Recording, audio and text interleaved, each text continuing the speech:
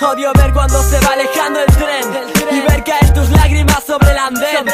No sé si existe el destino, solo sé que te quiero. Cuando te veo al final de la vía siento que me muero. Kilómetros en mi cabeza se convierten en ganas de tenerte. No me importa tener que sufrir a veces para poder verte, sentirte dentro mío. Te necesito, el calor sin ti se vuelve frío. Siéndote sincero, yo no quiero conformarme. Sentirte cerca es no querer volver a alejarme más. Iré hasta donde haga falta solo para estar contigo. Por eso no me rindo y por ese camino sigo. Hay obstáculos, pero no pueden interponerse. Nada puede pararnos, nada es lo suficientemente fuerte. Vivo esperando un tren de ida, pero sin vuelta. ¿Por qué te esfuerzas en joderme? No quieres darte cuenta que en mi cuento manda ella y también yo, y tú no eres bien recibida en nuestra historia de dos. No harás que crezca el dolor, no conseguirás ni un lamento. Eres la responsable de que mi tiempo pase lento, de que me raye por nada y por todo a la vez. Te quiero más cada segundo, minuto, hora, cada mes, cada vez más. Las discusiones a distancia duelen en mucho más de lo que aparentan, se convierten. Esperen paciente a que la arena del reloj baje. Vivo tachando los días hasta que el tiempo se pare, para no separarnos nunca jamás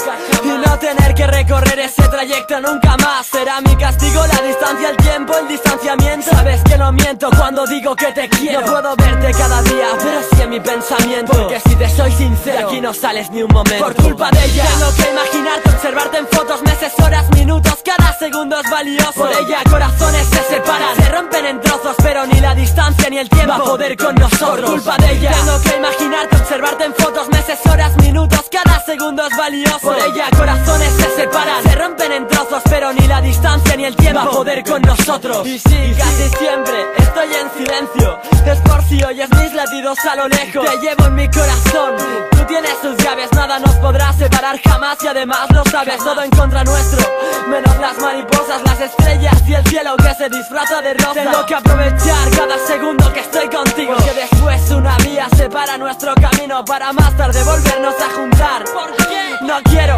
joder, no quiero volver a llorar. Aquí la impaciencia se apodera de mí. Cada día sueño con estar despierto junto a ti, siempre haciendo nuestros planes de un futuro cercano.